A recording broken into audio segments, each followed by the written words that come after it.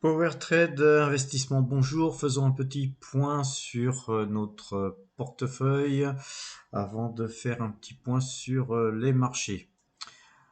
Alors, en ce 22 octobre 2021, notre portefeuille progresse encore un petit peu puisqu'on est à un peu plus de 26% de bénéfices depuis le début de l'année, 26,04% à l'instant même, avec un peu plus de 132 000 euros de gains depuis le 1er janvier 2021, 132 706 euros exactement. Alors, qu'avons-nous fait cette semaine? Nous avons vendu Seagate,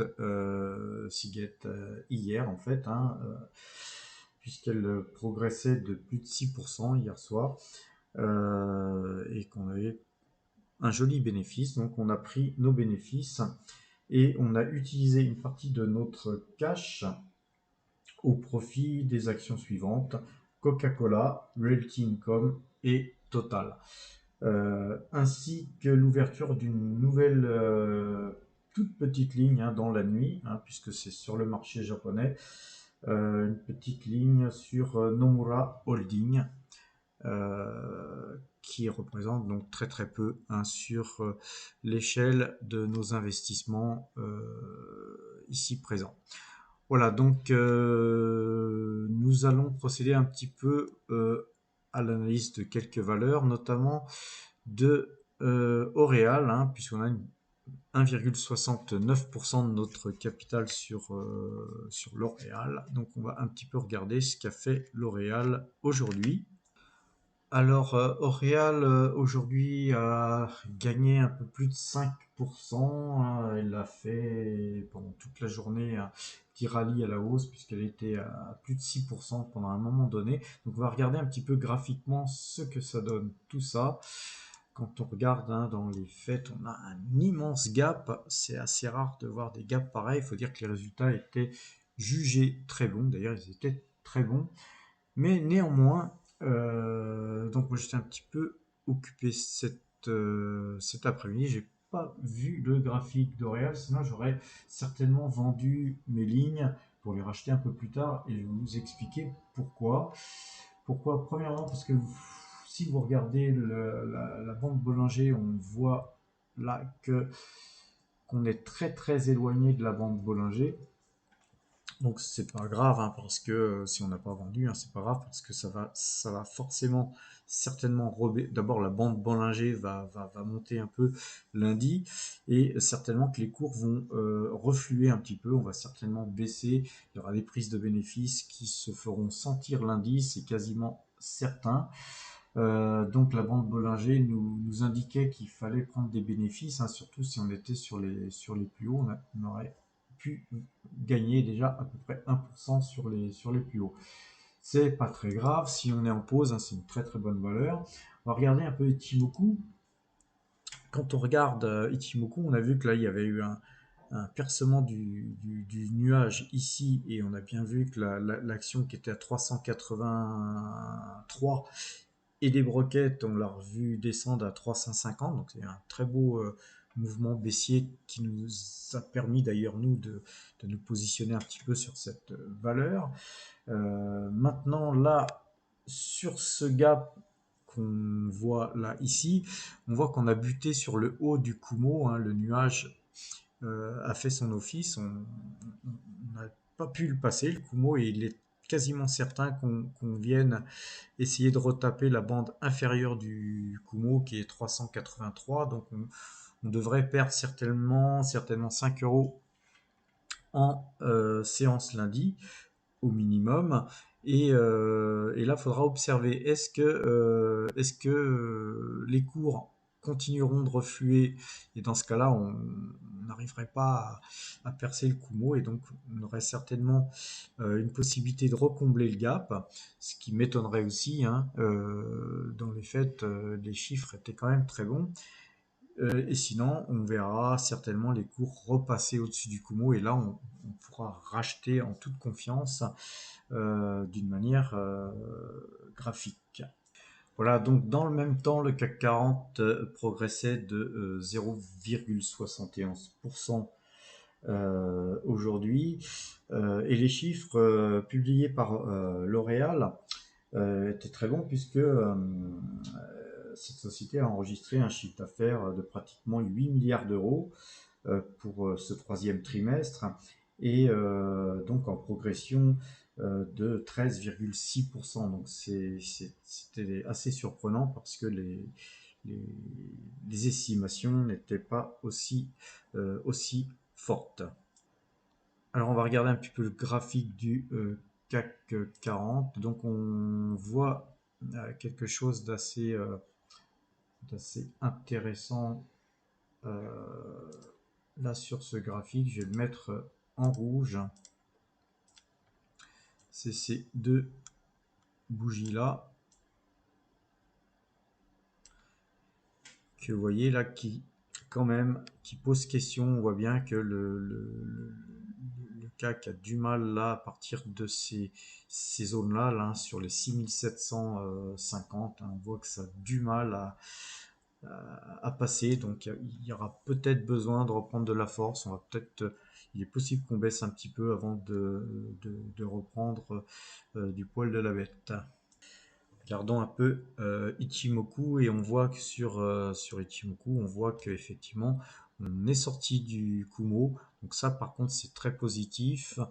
On a la Tenkan et la Kinjun qui sont bien orientés. Tout ça est quand même acheteur, mais je pense qu'on aura certainement un petit pullback avant de peut-être aller s'aventurer plus haut.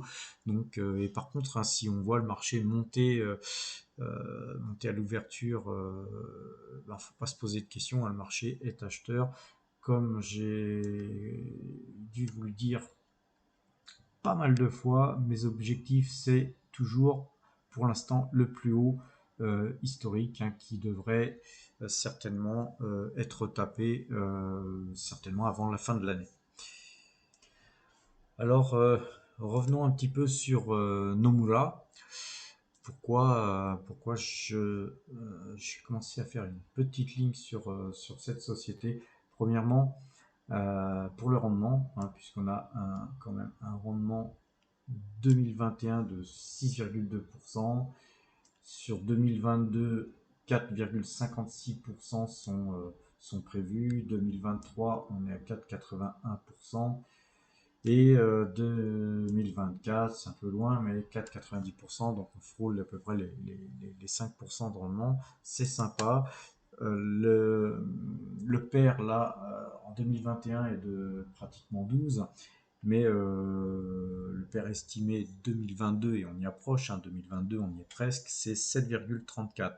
Donc, cette fois et quelques les bénéfices, c'est pas cher, à mon avis. C'est un bon investissement que de à, euh, commencer à poser quelques jalons sur cette société. Alors, on va regarder un petit peu le graphique. Alors, graphiquement, hein, sur le court terme, on voit que l'action cote dans les 550 yens. En fait, elle cotait 554 yens hier soir à la clôture de Tokyo. On voit que il y a peu de temps, elle était à 718. Quand je dis il y a peu de temps, c'était au mois de mars, fin mars 2021. Donc c'est une action qui a bien décroché parce qu'il y a eu quelques problèmes, mais là on voit qu'elle stabilise dans ses cours, que c'est une société qui a pratiquement 100 ans, alors 96 ans. C'est une vieille société, une des premières sociétés japonaises d'ailleurs qui investissait à l'étranger à l'époque. Et donc, quand on regarde ce graphique sur le court terme, ça nous dit pas trop grand chose, mais on va aller regarder, comme vous le savez, j'aime bien regarder en monthly. En monthly, on voit que globalement, les cours les plus hauts qu'on a pu voir sur cette société, c'était 3478 yens, et là aujourd'hui on est à 554 yens. Donc globalement, hein, sur cette période d'une vingtaine d'années, la société s'est énormément dépréciée. Maintenant, on va tracer un trend que voilà tracé. Alors, ce trend sur les deux plus hauts historiques, hein, que vous voyez, enfin, surtout sur le plus haut historique et le deuxième plus haut historique en termes de sommet, nous trace ce trend-là. Donc, moi, qu'est-ce que je vise? Je vise que les cours vont aller rejoindre tôt ou tard ce trend. Donc,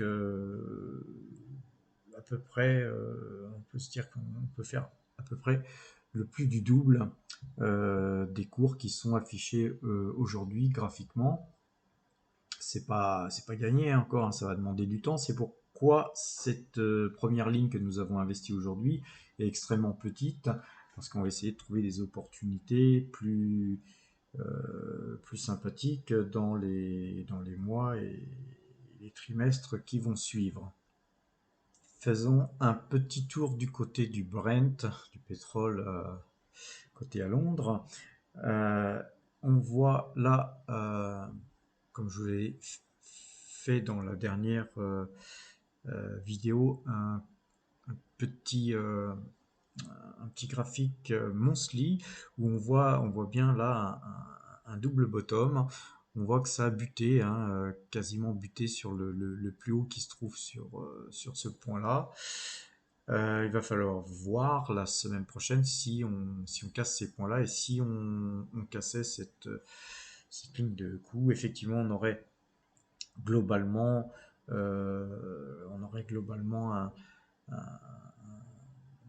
un Brent qui irait retoucher certainement au moins cette zone des 120, 125 dollars le baril, et je pense même la zone des 130, 141 dollars qui étaient les plus hauts historiques, hein, du Brent. Là, on voit bien qu'il y a une frénésie acheteuse sur les matières premières, et notamment sur le pétrole. À mon avis, c'est encore loin de s'arrêter. Alors, faisons un petit tour du côté du Bitcoin. Alors, côté en dollars, on cote plus de 60 000 dollars, toujours là, à l'instant même. Effectivement, là, on décroche un petit peu, hein, suite à des prises de bénéfices, hein. Effectivement, quand on voit le parcours, hein, si on voit que sur les dernières semaines, le parcours de 39-40 000 dollars à 60 000 dollars, effectivement, si on a profité du mouvement, effectivement, beaucoup se laissent à penser que prendre des bénéfices sur un rallye pareil, effectivement, ça se prend. Alors, effectivement, c'est certainement le cas de beaucoup d'investisseurs qui sont rentrés très tardivement dans le Bitcoin.